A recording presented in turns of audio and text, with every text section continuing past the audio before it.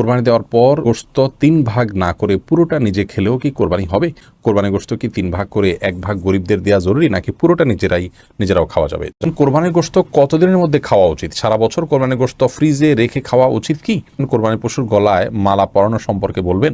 আকিকার পশু জবেহ না করে মূল্য একজনকে দিলে কি হবে? গরু ছাগলের বট খাওয়া কি জায়েজ? পশু নিস্তেজ হওয়ার আগে চামড়া ছাড়ানো যাবে কিনা? বাজারে যে বিভিন্ন নামি দামি ব্র্যান্ডের বডি লোশন এবং ক্রিম পাওয়া যায়, সেগুলো কি ওযু গোসল করার পর ব্যবহার করে নামাজ আদায় করা যাবে? মৃত ব্যক্তির পক্ষ থেকে কোরবানি করা যাবে কিনা? কোরবানির পশু জবে করার পর পেটে বাচ্চা পাওয়া গেলে করণীয় কি? রাসূলুল্লাহ সাল্লাল্লাহু আলাইহি ওয়াসাল্লামের পক্ষ থেকে কি কোরবানি দেওয়া যাবে? হুজুর, গরুকে জবাই করার সময় নাম নেওয়া আবশ্যক নাকি? তামান্না আফরোজ জানতে চেয়েছেন, রাসূলুল্লাহ সাল্লাল্লাহু আলাইহি ওয়াসাল্লামের পক্ষ থেকে কি কোরবানি দেওয়া যাবে? রাসূলুল্লাহ সাল্লাল্লাহু আলাইহি ওয়াসাল্লামের পক্ষ থেকে কোরবানি দেওয়া যাবে, যেমনটি আলী রাদিয়াল্লাহু তাআলা আনহু দিতেন। বাইহাকী সহ বিভিন্ন হাদিসের কিতাবে বর্ণিত হয়েছে যে নবী করিম সাল্লাল্লাহু আলাইহি ওয়াসাল্লামের ওফাতের পরে তিনি কোরবানি দিতেন এবং তিনি বলেছেন যে নবী সাল্লাল্লাহু আলাইহি ওয়াসাল্লাম আমাকে ওসিয়ত করেছেন, অতএব তার পক্ষ থেকে কোরবানি দেওয়া যাবে। সামিয়া ফেরদৌস জানতে চেয়েছেন, তাহাজ্জুদ নামাজ কি ঘর অন্ধকার করে পড়তে হবে? এর কোনো ভিত্তি আছে কি? তাহাজ্জুদের নামাজ এটা আমরা ঘর অন্ধকার করে লাইট বন্ধ করে পড়তে হবে, এর কোনো ভিত্তি নেই। বরং সেটা আপনার যেভাবে সেভাবে আদায় করতে পারেন। আপনার মনোযোগের জন্য আপনি যদি আলো আধার করে নিতে পারেন, ডিম আলো করে নিতে চান, তো সেটি করতে পারেন, কোনো অসুবিধা নেই। তবে অন্ধকারেই পড়তে হবে এমন কোনো বাধ্যবাধকতা বা নিয়ম নেই। ফাতেমা খাতুন জানতে চেয়েছেন, জিলহজ মাসের চাঁদ দেখার পর গরুর মাংস বা মুরগি খাওয়া যাবে না, এটা কি সত্য কথা? না, এটি সম্পূর্ণ ভুয়া এবং ভিত্তিহীন কথা, কুসংস্কারাচ্ছন্ন কথা। জিলহজ মাসের চাঁদ দেখা যাওয়ার সাথে আপনার গোশত খাওয়ার কোনো সম্পর্ক নেই। কেউ যদি মনে করেন যে আমি কোরবানি গোশতর আগে আর গোশত খাবো না, তাতে করে কোরবানি গোশতের প্রতি আমার আকর্ষণ তৈরি হবে, আল্লাহ রাব্বুল আলামিনের মেহমানদারি সেটাকে আমি খুব আগ্রহ ভরে অ্যাকসেপ্ট করব, সেটি তার ব্যাপার। কিন্তু জিলহজ মাসের চাঁদ দেখা গেলে আর কোনো গোশত খাওয়া যাবে না, এটি সম্পূর্ণ ভিত্তিহীন কথা। সাইদুল ইসলাম জানতে চেয়েছেন, আকিকার পশু জবেহ না করে মূল্য একজনকে দিলে কি হবে? না, আকিকার পশু, কোরবানির পশু এগুলো জবেহ ছাড়া মূল্য পরিশোধ করলে হবে না, কারণ এখানে জবেহ করাটা উদ্দেশ্য এবং এটাই মূল। অতএব যদি নগদ অর্থ দিলে হতো, তাহলে সেক্ষেত্রে পশু কোরবানি বা পশু জবের কথা বলা হতো না। শরীয়ত যেটাকে যেভাবে করতে বলেছে সেটাকে সেভাবে করার মধ্যেই কল্যাণ রয়েছে।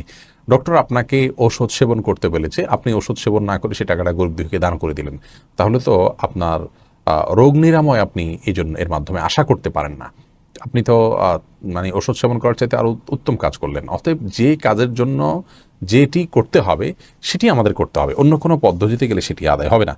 মাথা ভামো জানতে চেয়েছেন, কোরবানির পশু জবে করার পর পেটে বাচ্চা পাওয়া গেলে করণীয় কি? শরীয়ত অনুযায়ী নিয়ম হলো সে বাচ্চাকেও জবে করে দেওয়া, যদি আপনার খেতে ইচ্ছা না করে না খেলেন। যেসব নারীর সন্তান প্রসবের 40 দিনের পরেও রক্ত প্রবাহ বন্ধ না হয়, তারা কিভাবে বাদবন্দি করবেন?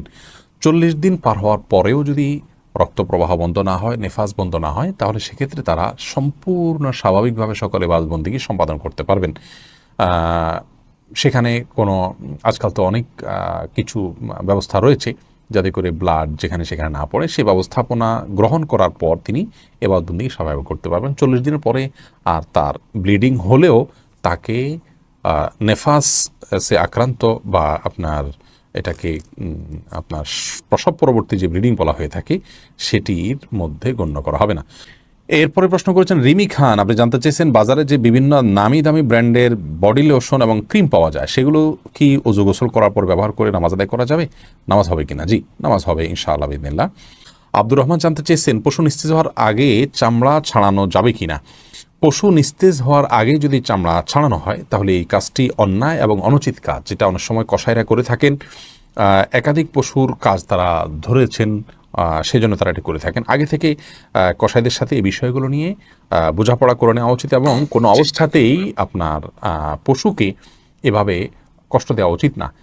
অকারণে পশুর প্রতি অমানবিক আচরণ করা ইসলাম শরীয়তের দৃষ্টিকোণ থেকে গুনাহের কথা। আল্লাহ রাব্বুল আলামিন প্রত্যেক পশুর প্রতি, সব কিছুর প্রতি আমাদেরকে ইহসান করার নির্দেশ করেছেন। এমনকি যখন জবে করব, তিনি বলেছেন ওয়াইদা যাবাহতুম ফাহসিনু যিবহাতা, জবে করলে জবাকৃত পশুর প্রতিও তোমরা ইহসান করবে এবং ছুরিকে ভালো করে ধার দিয়ে নিবে, যাতে করে অহেতুক তাকে বেশি সময় ধরে পচাতে না হয়। সেখানে পশুর প্রাণ বাহির আগে থেকে চামড়া ছেলা শুরু করা, রগ কাটা, এগুলো অত্যন্ত গর্হিত কাজ, এটা অনেকেই করে থাকেন।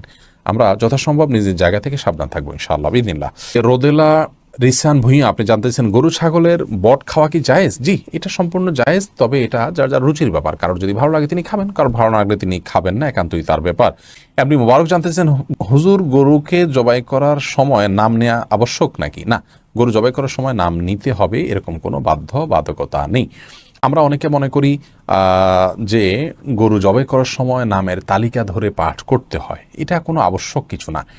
বিধায় এটাকে আমরা আবশ্যক মনে করব না। এটাকে আবশ্যক মনে করলে বরং সেটি সমস্যা হবে। তবে হ্যাঁ, জবাই করার আগে আমরা যাদের পক্ষ থেকে কোরবানি করছি তাদের কথা উল্লেখ করে দিই, বলি আল্লাহ এটা অমুক অমুক অমুক অমুক তাদের তরফ থেকে কবুল করুন। তাদের বাবার নাম উল্লেখ করতে পারেন, অমুকের ছেলে অমুক, অমুকের ছেলে অমুক, অমুকের মেয়ে অমুক, এভাবে বলতে পারেন। আর না হলে শুধু নাম বললে হবে যে অমুক অমুকের তরফ থেকে আল্লাহ তাআলা এই পশু আপনি কোরবানি হিসাবে কবুল করে নিন। এরপরে বিসমিল্লাহি আল্লাহু আকবার আল্লাহুম্মা মিনকা ওয়া লাক বলে আপনি জবাই করবেন। এটি করাটা মুস্তাহাব, নাম উল্লেখ করাটা, কিন্তু করতে হবে এমন কোনো বাধ্যবাধকতা নেই। না করলেও কোরবানি হয়ে যাবে। আল্লাহ তাআলা ভালো জানেন আপনাদের অন্তরে কি আছে, কারা কারা নিয়ত করেছেন। অতএব সেটি অসুবিধা হবে না। আরাফাত ইসলাম জানতে চেয়েছেন, মৃত ব্যক্তির পক্ষ থেকে কোরবানি করা যাবে কিনা, সেই গোশত বন্টনের পদ্ধতি কি? মৃত ব্যক্তির পক্ষ থেকে কোরবানি করা যাবে। যিনি কোরবানি করবেন তিনি তার নিজের গোশত যেভাবে ব্যবহার করেন এটাকে ঠিক একইভাবে ব্যবহার করবেন। আব্দুল নূর জানতে চেয়েছেন, কোরবানির পশুর গলায় মালা পরানো সম্পর্কে বলবেন। মালা পরিয়ে যদি নিজের জাহির করা হয় যে আমার কোরবানির পশু এটি, মানুষ জানবে, এবং অনেকে আপনার ফুলের মালা ডালা ইত্যাদি পরিয়ে থাকেন মানুষের দৃষ্টি আকর্ষণ করার জন্য, এই কাজগুলো অনুচিত, অন্যায় এবং নিজের নিয়তের বিশুদ্ধতা যেটি আছে তার পরিপন্থী কাজ, এগুলো করা উচিত নয়। আর যদি নিছক গরুকে আপনার মায়া করে বা আপনার স্নেহ করে মালা পরানো হয় সেটি ভিন্ন বিষয়। কিন্তু সচরাচর আমাদের সমাজে যে মালা টালা পরানো হয় এগুলো এক ধরনের আপনার কি বলা যায় লৌকিকতা, এটা এক ধরনের প্রদর্শন ইচ্ছা থেকে হয়ে থাকে। আমরা সেগুলো না করার জন্য পরামর্শ দিব, প্রযোজ্য হবে। এমডি শাহরিয়া জাহান সামি আপনি লিখেছেন, পরীক্ষার জন্য জোহরের ওয়াক্ত চলে গেলে আসরের নামাজ বাসায় পড়ার আগে জোহরের কাজা পড়বো নাকি আসরের ফরজ পড়বো? অবশ্যই আগেরটা আগে, অর্থাৎ জোহর নামাজের কাজাটা আগে পড়বেন, এরপর আসর নামাজ পড়বেন। কিন্তু পরীক্ষার জন্য আপনি একটু ওয়াক্ত নামাজকে এভাবে তার সময় থেকে বিলম্ব করে ফেলবেন, কাজা করে ফেলবেন, এটা কিন্তু জায়েজ নয়। নামাজ কাজার অপশনটা ইমানদারের জন্য গ্রহণযোগ্য হতে পারে যদি কোনো কাজের চাপে কালে ভদ্রে তিনি এত প্রেসারে ছিলেন যে ভুলে গেছেন, অথবা ঘুম থেকে উঠতে পারেননি, হঠাৎ কোনোদিন এরকম হয়েছে বহুকাল পরে, এটা হতে পারে। কিন্তু আপনি জেনে শুনে ঠান্ডা মাথায় ওয়াক্ত চলে যাবেন, নামাজ পড়বেন না, সেটা কিন্তু হতে পারে, এটা গ্রহণযোগ্য নয়। প্রয়োজনে পরীক্ষার হলে আপনি ছুটি নিয়ে নামাজ পড়বেন, শুধু ফরজটুকু পড়ে নেবেন। অন্তত আপনি ওয়াশরুমের ছুটি তো পান, সেই ছুটিতে আপনি অন্তত ফরজটুকু পড়ে নেবেন। কিংবা পরীক্ষার আগে, পরীক্ষার মাঝে বা পরীক্ষা তাড়াতাড়ি শেষ করে দিয়ে অক্তের মধ্যে থেকে বের হয়ে এসে নামাজ পড়ে নেওয়া, এই কাজগুলো আপনাকে করতে হবে যেভাবে হোক না কেন। বাকি যদি কোনো কারণে আপনার কাজা হয়ে যেয়ে থাকে তাহলে সেক্ষেত্রে অবশ্যই আগেরটা আগে এবং পরেরটা পরে, জোহর আগে পড়বেন, আসর পরে পড়বেন। জান্নাত রুমা আপনি লিখেছেন, আমার ছেলে ছোট ছেলের মাথার চুল কে যেন কেটে নিয়েছে, করণীয় কি? মাথার চুল কে কেটে নিয়েছে? ব্ল্যাক ম্যাজিক বা কালো জাদু করার জন্য, সেহের করার জন্য চুল, শরীরের বিভিন্ন পোশাকের অংশ এগুলো কেটে নিয়ে সেগুলোর উপরে জাদু করা হয়। স্বয়ং নবী করিম সাল্লাল্লাহু আলাইহি সাল্লামের চুলে জাদু করা হয়েছে, সে মর্মেও কিন্তু হাদিস রয়েছে। তো সেখান থেকে বোঝা যায় যে এগুলো জাদুর জন্য অনেক সময় নিয়ে থাকে দুষ্ট লোকেরা, অনেক সময় দুষ্ট জিনদের দিয়ে এটা করে, অনেক সময় মানুষ এটা করে থাকে। এবারে সাবধান হওয়া উচিত। এবং তিনকুল অন্যান্য যে আমলগুলো আছে যেগুলোর মাধ্যমে আত্মরক্ষা করা যায় সেগুলো নিয়মিত করা উচিত। এবং ছোট বাচ্চা তো আর তিনকুল পড়তে পারে না, পুরোপুরি তাকে ফু দেওয়া উচিত, তার শরীর বন্ধ করে দেওয়া উচিত। তিনকুল পরে ফু দিয়ে তিনবার করে তারপরে শরীরকে মুছে দেওয়া উচিত সকাল সন্ধ্যা এবং রাতে শোয়ার সময়। এবং পরবর্তীতে এইসব ব্যাপারে একটু সতর্ক থাকা উচিত। তবে এটি এমনও হতে পারে যে কোনো কারণে কাটা পড়েছে, কোনো কিছু আমরা দেখি নাই, সেটা সাধারণ কোনো বিষয় হতে পারে, সেটাও লক্ষ্য রাখা উচিত। আবির হোসেন আপনি লিখেছেন, জান্নাতে আমার ওয়াইফকে কি আমি পাবো? আল্লাহ না করুন আমি যদি জাহান্নামবাসী হই আর আমার স্ত্রী যদি জান্নাতবাসী হন, তাহলে আমার স্ত্রী কি অন্য কারোর হয়ে যাবে? এমন আমলের কথা বলেন যে আমল করলে আমার ওয়াইফ অন্য কারোর জন্য জায়েজ হবে না। দেখুন ভাই আবির, স্বামী স্ত্রী পরস্পরের প্রতি ভালোবাসা থেকে আমরা এই ধরনের প্রশ্ন করে থাকি, কিন্তু আমাদের মনে রাখতে হবে যে এই দুনিয়ার ভালোবাসা, এই দুনিয়ার মমতা, এগুলো আমাদের এখন অনেক বড় মনে হচ্ছে আমাদের কাছে। কিয়ামত সম্পর্কে আল্লাহ তাআলা বলেছেন যে ইন্না জালজালাতাস সাআতি শাইউন আযীম ইয়াওমা তারাউনাহা তাযহালু কুল্লু মুরজিআতিন আম্মা আরদাআত। মহাপ্রলয় যে হবে, কিয়ামত বা আপনার হিসাব দিবস তো অনেক পরে, সেটির যে সূচনা হবে মহাপ্রলয়ের মাধ্যমে, সেই মহাপ্রলয় সম্পর্কে আল্লাহ তাআলা বলেছেন এটা বিশাল বড় একটা বিষয় হবে। এত বড় বিষয় হবে যে দুগ্ধদানকারিণী মা নিজের দুধ দেওয়া সন্তান কথা ভুলে যাবেন এর ভয়াবহতায়, এবং গর্ভধারণকারী মার গর্ভে সন্তান আছে সে কথা ভুলে যাবেন ভয়াবহতার কারণে, মানে ভয়াবহতার কোন পর্যায়ে চলে যাবে। এইসব ভালোবাসা এগুলো গৌণ হয়ে যাবে তখন যদি ওই পরিস্থিতির মুখোমুখি আমরা পড়ি। তো সেই জন্য আমরা ওই পরিস্থিতির কথা আঁচ করতে না পারার কারণে আমাদের কাছে আমাদের ভালোবাসাটা বড় হচ্ছে বা বড় করে আমরা দেখছি। এই কথা বলার উদ্দেশ্য হলো যে আমরা যারা চিন্তা করছি যে একসাথে থাকার ব্যবস্থা হোক সেটা আমরা করি, তো এর চেয়ে বেশি আমাদের চিন্তা করা উচিত যেন আমি জাহান্নামে না যাই। আমার আল্লাহ না করুক জাহান্নামের ফয়সালা যদি হয়, তাহলে সেক্ষেত্রে একসাথে থাকা না থাকা এগুলো আমার মাথায় আসবে না, এগুলোর চেয়ে অনেক বড় বিষয় ঘটে যাবে। বিধায় আমাদের চেষ্টা থাকা উচিত জান্নাতে যাওয়ার। আর হ্যাঁ, এটাই হলো একমাত্র উপায় যে আপনারা উভয় জান্নাতে যাওয়ার মতো কাজ অব্যাহতভাবে করতে থাকবেন, জাহান্নাম থেকে মুক্ত থাকার কাজগুলো করতে থাকবেন, অর্থাৎ উভয় যাতে জান্নাতে যান সেই চেষ্টা করতে থাকবেন। এটাই হলো একমাত্র আমল। এর মাধ্যমে ইনশাআল্লাহ বিদিনিল্লাহ আল্লাহ তাআলা আপনাদের উভয়কে সেখানে সম্মিলন ঘটাবেন। এর বাইরে স্বামী স্ত্রী একজন জাহান্নামে গেলে আরেকজন জান্নাতে গেলে তার কি হবে, তার অন্য কারোর হয়ে যাবেন কিনা তিনি, এ বিষয়ে কোরআন হাদিসে আলাদা করে কোনো কিছু বলা নেই। এর প্রকৃত স্বরূপ কি হবে সেটা একমাত্র আল্লাহ রাব্বুল আলামিন ভালো জানেন। আলামুল গায়েবের বিষয়, অদৃশ্যের জগতের বিষয় কি হবে না হবে আমরা ধারণা করে কোনো কথা বলতে পারি না। তবে আল্লাহ রাব্বুল আলামিন যা ফয়সালা করবেন সেটাই হবে, এবং আমি যদি আল্লাহকে সন্তুষ্ট করে দুনিয়া থেকে যেতে চাই তো আমার চাওয়ার বাইরে কিছু হবে না ইনশাআল্লাহ তাআলা। আলাউদ্দিন ফারাবি আপনি লিখেছেন, ইস্তেঞ্জার পর কি টিস্যু ব্যবহার করা বিদআত? আল্লাহ রাসূল সাল্লাল্লাহু আলাইহি ওয়াসাল্লাম তো টিস্যু ব্যবহার করেন।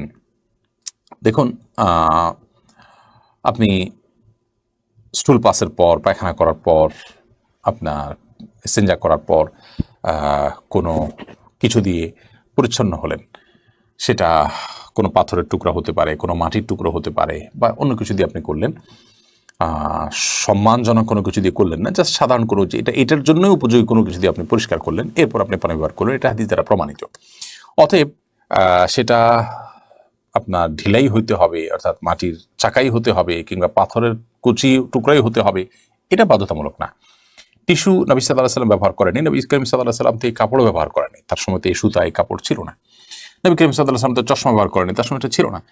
দুনিয়াবী বিষয় মূলগতভাবে যেটা কোনো ইবাদত না। আমি এই টিস্যুটা ব্যবহার করছি, টিস্যুটা ব্যবহার করলে সওয়াব বেশি হবে, ইট বা পাথর ব্যবহার করলে সওয়াবটা কম হবে, মাটির চাকা ব্যবহার করলে সওয়াবটা কম হবে, এরকম তো না। অর্থাৎ এটার সাথে সওয়াবের সম্পর্ক নেই, এটা নিছক একটা মাধ্যম পরিবর্তন হতে পারে। নবী সাল্লাল্লাহু আলাইহি ওয়াসাল্লাম তো এই কলম দিয়ে লেখেন নাই, আমরা তো এই কলম দিয়ে লিখছি। তিনি যে কনফিডেন্স সাথে এরকম না, তাহলে আমারটা কি বিদআত হবে? না, এটা বিদআত হবে। বিদআত হলো গায়রে দীরা দিন সমর্দন বিদআত, যেটা দিন নয় সেটাকে দিন মনে করা বিদআত। টিস্যু ব্যবহার করাটা দিন, ওই মাটির চাকা ব্যবহার করাটা দিন নয়, এরকম যদি মনে করা হয় তাহলে সে বিদআত হবে। আমি টিস্যু একটা মাধ্যম হিসেবে ব্যবহার করছি, অন্য কোনো মাধ্যম থাকলে অন্য কোনটা দিয়ে করতে পারতাম, এটা ইবাদত হিসেবে করছি না। পরিচ্ছন্ন করাটা উদ্দেশ্য, কি দিয়ে করছে এটা উদ্দেশ্য না, তাহলে সেক্ষেত্রে সেটা বিদআত হয় না, বিধায় এটা বিদআতে পরিগণিত হবে না। এরপরে সাদিয়া আক্তার প্রিয়া জানতে চেয়েছেন, কোরবানির গোশত কতদিনের মধ্যে খাওয়া উচিত? সারা বছর কোরবানির গোশত ফ্রিজে রেখে খাওয়া উচিত কি? বল সাদিয়া, কোরবানির গোশত ফ্রিজে রেখে আপনার খেতে হবে এমন কোনো বাধ্যবাধকতাতে নেই। আমরা এটা কিছুদিন খেলাম, এটা দিয়ে আমাদের 6 মাসের গোশত কেনার কাজ সারলাম, এমনটি করাটা জাস্ট মানে কোরবানির সাথে যায় না, অনুচিত এটুকু বলতে পারি। কিন্তু এরকম কোনো সীমানা বলে দেয়নি শরীয়ত যে এর বেশি রাখা যাবে না। কেউ যদি 6 মাস 8 মাস রেখেও খায় তার কোরবানি হয়ে যাবে ইনশাআল্লাহ বিদিনিল্লাহ। কিন্তু এটাকে দিয়ে আমার পরবর্তীতে গোশত কেনা থেকে আমি বেঁচে গেলাম, এটা দিয়ে সারলাম, এই মানসিকতা রেখে অনেকে কোরবানি দেন, সেটা উচিত না। বাট আপনি চাইলে যে কোনো সময় পর্যন্ত রেখে এটি খেতে পারেন। জামিল আহমেদ মাহদি আপনি জানতে চেয়েছেন, কোরবানি দেওয়ার পর গোশত 3 ভাগ না করে পুরোটা নিজে খেলেও কি কোরবানি হবে? কোরবানি গোশত কি 3 ভাগ করে 1 ভাগ গরিবদের দেওয়া জরুরি, নাকি পুরোটা নিজেরাও খাওয়া যাবে? জামিল মাহদি, কোরবানির গোশতের 3 ভাগ করা এটা আবশ্যক নয়, মুস্তাহাব। আল্লাহ রাব্বুল আলামিন কোরআন কারীমে যেহেতু 3টা শ্রেণীর কথা বলেছেন, ফাকুলু মিনহা ওয়া আত'আমুল কানিআ ওয়াল মু'তাররা, অন্য আয়াতে আল্লাহ বলেছেন ফাকুলু মিনহা ওয়া আত'আমুল বাঈসাল ফাকির।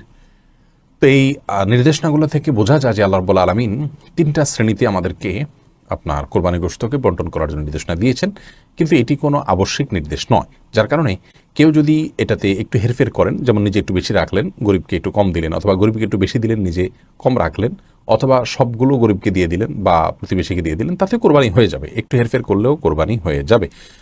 এটার সাথে কোরবানি শুদ্ধ অশুদ্ধ হওয়ার বিষয়টি আসলে নির্ভর করে না, আমরা এটাকে যতটা খুব সিরিয়াসলি দেখি। লুনা পারভিন ঝর্ণা আপনি লিখেছেন, অমুসলিমদের সালাম দেওয়া যাবে কিনা? অমুসলিমদের সাথে সামাজিক সৌহার্দ্যমূলক সম্পর্ক বজায় রাখার চেষ্টা করতে হবে, এবং সেজন্য তাদেরকে অভিবাদন দিবেন, অভিবাদন গ্রহণ করবেন, সেটা ঠিক আছে। কিন্তু সালাম দেওয়ার যে ব্যাপারটা আছে সেটা হলো যে অমুসলিমদেরকে অমুসলিমরা যদি আপনাকে সালাম দেন তাহলে সেটা আপনি ওয়ালাইকুম বলে জবাব দিবেন। আর আগ বেড়ে তাদেরকে আপনি যত রকমের অভিবাদন আছে, সামাজিক অভিবাদন, গুড মর্নিং, গুড ইভিনিং ইত্যাদি ইত্যাদি, স্বাগতম, অন্যান্য যা যা আছে প্রচলিত সেগুলো আপনি তাদেরকে বলবেন। কিন্তু সালাম যেটা আল্লাহ তাআলার গুণবাচক নাম, সেটা তাদেরকে নিবেদন করবেন না, কারণ তারা আল্লাহ প্রতি বিশ্বাস রাখেন না। তাছাড়া আপনি সালামের মাধ্যমে যে আল্লাহ তাআলার কাছে শান্তি কামনা করছেন, সে আল্লাহ তো তিনি নিজে বিশ্বাসই করেন না। তিনি যা বিশ্বাস করেন না সেটা তার উপরে আরোপ করে দেওয়া, এটা কখনো ন্যায্যতা হতে পারে না। সেজন্য সালাম আকবরী নয়, বরং তারা যদি সালাম দেন তাহলে আপনি ওয়ালাইকুম বলে জবাব দিবেন। আর এছাড়া সামাজিক সৌহার্দ্যপূর্ণ যে কোনো অভিবাদন, সাধারণ অভিবাদনগুলো তাদের সাথে বিনিময় করা যেতে পারে। ফখরুল ইসলাম মাহিন আপনি লিখেছেন, আবেগের বশে ফোনে দুজন কবুল বলে ফেলেছি, আমাদের কি বিয়ে হয়ে গিয়েছে? জি না, বিয়ে তো সহজ নয় যে আবেগের বশে দুজনে কবুল করে বলে ফেলছেন আর বিয়ে হয়ে গেছে। দুজন সাক্ষীর সামনে প্রস্তাব এবং কবুল হবে এবং অন্যান্য শর্ত যদি পাওয়া যাবে, তখন সেক্ষেত্রে সেটি শরিয়ার দৃষ্টিকোণ থেকে বিশুদ্ধ এবং আপনার সঠিক বিয়ে হিসেবে বিবেচিত হবে। রবিউল হোসেন লিখেছেন, মায়ের গর্ভে সন্তান শারীরিকভাবে ত্রুটিপূর্ণ হলে সেক্ষেত্রে গর্ভপাত করলে গুনাহ হবে কিনা? শারীরিকভাবে যদি ত্রুটিপূর্ণ হয় তারপরও সবর করতে হবে, এটা আল্লাহ তাআলা পরীক্ষা হিসেবে ধরে নিতে হবে। যদি সেই সন্তানের জন্ম মায়ের জীবনকে হুমকির মধ্যে ফেলতে পারে এরকম মনে হয়, তাহলে সেক্ষেত্রে শুধুমাত্র সেটি নষ্ট করা যেতে পারে। এর বাইরে আপনার ঠুনকো অজুহাতে যে বাচ্চা ত্রুটিপূর্ণ, তাহলে বাচ্চা হলে বাচ্চার কষ্ট হবে, আমাদের কষ্ট হবে, এ সমস্ত অজুহাতে বাচ্চা নষ্ট করলেন আপনি বা আপনার গর্ভপাত করলেন, সেটা কিন্তু কোনো সুযোগ ইসলামী শরীয়তে নেই। এবং সেটা করলে আমরা কিন্তু গুনাহগার হবে এবং আল্লাহর কাছে এর জন্য আমাদেরকে জবাবদিহিতার মুখোমুখি হতে হবে। আমাদের অনেক ভাই বোন আছেন যে বিষয়টাকে বুঝেন না এবং এই ঠুনকো অজুহাতের ভিত্তিতে তারা কিন্তু সন্তানকে আপনার এই গর্ভপাত করে ফেলেন। এটা জায়েজ নয়, বরং আল্লাহ তাআলা পরীক্ষা হিসাবে আপনি সবর করতে হবে এবং সেটাকে মেনে নিতে হবে। হ্যাঁ, ওই যদি বললাম মায়ের জীবন যদি হুমকির মধ্যে পড়ে তাহলে সেক্ষেত্রে ভিন্ন কথা। মোহাম্মদ রাসেল লিখেছেন, সংক্ষেপে বেদাত সম্পর্কে যদি একটু বলতেন। বেদাত শব্দের অর্থ হলো নব আবিষ্কার বা নতুন উদ্ভাবন। ধর্মীয় কাজে ইসলামের কোনো কাজের মধ্যে নিজেদের থেকে কোনো কিছু সংযোজন করা, এটা হলো বেদাত। সংযোজন বিয়োজন করা, এটা হলো বেদাত। কোরআন এবং সুন্নাহ যে ইবাদতগুলো যেভাবে করতে বলেছে সেগুলোকে সেভাবে করাটাই হলো সুন্নাহ। সেখানে আমি যদি নিজে থেকে কোনো মন গড়া পদ্ধতি আবিষ্কার করি, বের করি এবং সেটার অনুসরণ করি, অনুকরণ করি, তাহলে সেক্ষেত্রে বেদাত হবে। ধরা যাক কোরআনে কারীম তেলাওয়াতের ক্ষেত্রে কোরআন এবং সুন্নাহ যা বলেছে সেটা না করে আমি কোরআন তেলাওয়াতের আগে অমুক অমুকটা বলাটাকে শরীয়ত বানায় নিলাম, ধর্মীয় কাজের অংশ বানায় নিলাম, ইসলামের নির্দেশ বানায় নিলাম, অথচ ইসলামে সেটা নাই, কোরআনে সেটা নাই। এই নকল জিনিসটাই বেদাত, যেটা কোরআনে হাদিসে নাই। তো এরকম কোনো কিছু যদি আমি কোরআন হাদিসের অংশ বানিয়ে নেই বা ইসলামের অংশ বানিয়ে নেই, তাহলে সেটা বেদাতে পরিগণিত হবে। এমনিতে আমি কোরআন তেলাওয়াত প্রতিদিন একটা বিশেষ সময় করি, এই বিশেষ সময় করার কথা কোরআন হাদিসে আমাকে বলে নাই, তারপর আমি করছি কেন? আমি করছি আমার সুবিধার জন্য, সময় হয় এই টাইমে, সেজন্য আমি এটাকে করে নিয়েছি ফিক্স আমার জন্য। এই টাইমে কোরআন তেলাওয়াত করলে আলাদা সওয়াব হবে, এটা কোরআনের নির্দেশ, এটা ইসলামের নির্দেশ বা এটা ইসলাম, এরকম মনে করে তো আমি করছি না, তাহলে এটা বেদাত হবে না। তাহলে বেদাত হবে তখন যখন কোনো ইবাদতকে, কোনো কাজকে ইবাদত হিসাবে আমি গণ্য করলাম, অথচ শরীয়তের ইবাদত হিসাবে গণ্য করেনি, অথবা শরীয়তের কোনো ইবাদতের পদ্ধতি আমি নিজে নিজে বানিয়ে নিলাম বা কারোর বানানোটা অনুসরণ করলাম, যেটা কোরআন হাদিস দ্বারা সমর্থিত না, কোরআন হাদিস সেটা বলে নেই, তাহলে সেটা কিন্তু বেদাতে পর্যবসিত হবে। আর সকল বেদাতের পরিণাম হলো ভ্রষ্টতা, সকল ভ্রষ্টতার পরিণাম এবং ঠিকানা হলো জাহান্নাম। নজরুল শেখ লিখেছেন, কবরস্থান নামে দান করা জায়গায় কি ঈদগাহ করা যাবে? কবরস্থান এর জন্য যে জায়গা দান করা হয়েছে সেখানে কবরস্থানই হবে, ঈদগাহ সেখানে হবে না। দানকারী যদি ঈদগাহ এবং কবরস্থান উভয়টার জন্য জায়গা দিয়ে থাকেন তাহলে সেক্ষেত্রে সেটা হতে পারে। আব্দুল সালাম আপনি লিখেছেন, কালো রঙের জামা কাপড় পরে নামাজ পড়লে কি কোনো অসুবিধা হবে? কালো রঙের যে জামা সেটা পরলে নামাজে কোনো সমস্যা নেই। আপনি কোন কালারের জামা পরবেন এটা আপনার ব্যাপার। পুরুষদের জন্য একেবারে টকটকা লাল বা জাফরান কালার সেটা নিষিদ্ধ। আর এর বাইরে যে কোনো সাধারণ পোশাক, কালো হোক, সাদা হোক, সবুজ হোক, অন্য কোনো কালারের পোশাক পরে নামাজ পড়লে কোনো অসুবিধা নেই। এমএসটি পাপিয়া রায়হান আপনি লিখেছেন, আমার বাবা নেই, ভাই নেই, এমত অবস্থা আমি কি চাকরি করতে পারবো? আপনার যদি চাকরি করা ছাড়া নিজের খাবার জোগাড় করার মতো কোনো ব্যবস্থা না থাকে, তাহলে সেক্ষেত্রে পর্দার মধ্যে থেকে আপনি কোনো উপার্জনের পথ আপনি বের করে নেবেন। চাকরি হতে পারেন কোনো বিষয় জরুরি নয়, পর্দার মধ্যে থেকে হালাল উপার্জনের ব্যবস্থা করবেন যদি কোনো উপায় না থাকে। আর যদি আপনার জীবন ধারণ করার মতো ব্যবস্থা থাকে, তাহলে সেক্ষেত্রে আপনি যথাসম্ভব সেটার উপরে ক্ষান্ত থাকার চেষ্টা করবেন। যদি এরপরও আপনি কাজ করতে চান, শরিয়ার পর্দার সীমানার মধ্যে থেকে আপনি কাজ করার চেষ্টা করবেন। এমনি আব্দুল আল মামুন লিখেছেন, আপনি কি এখন মাহফিলগুলো কন্টিনিউ করছেন? ভাই আব্দুল আল মামুন, আমরা মাহফিল এবছর কন্টিনিউ করছি না। গত বছর আমরা ঘোষণা করেছি এবছর আমরা মাহফিল করব না, ঘরোয়া প্রোগ্রাম করব। এর বাইরে আবার আমার শারীরিক অসুস্থতাও আছে, এখন আমি পুরোপুরি ফিট হয়ে ওঠিনি। সব মিলিয়ে আমরা এবছর মাহফিলে যাচ্ছি না। এক দুটা এক্সক্লুসিভ গত বছরের ওয়াদা করা মাহফিল হয়তো আমাদেরকে অংশগ্রহণ করা লাগতে পারে, সেটা ভিন্ন বিষয়, সেটা একটা কিংবা দুইটা, এর বেশি নয় আশা করছি। আর বাকি মাহফিল সাধারণত গত বছর যেভাবে আমরা করেছি ওইভাবে এবছর মাহফিল কন্টিনিউ করার ইচ্ছা নেই, যেহেতু গত বছর আমরা ওয়াদা করেছি বা ঘোষণা দিয়েছি এবছর মাহফিল করবো না বলে। হ্যাঁ, এবছর গেলে পরবর্তী বছর আমরা করবো কিনা সেটা ইনশাআল্লাহ বিজনিল্লাহ আমরা যথাসময়ে দেখব।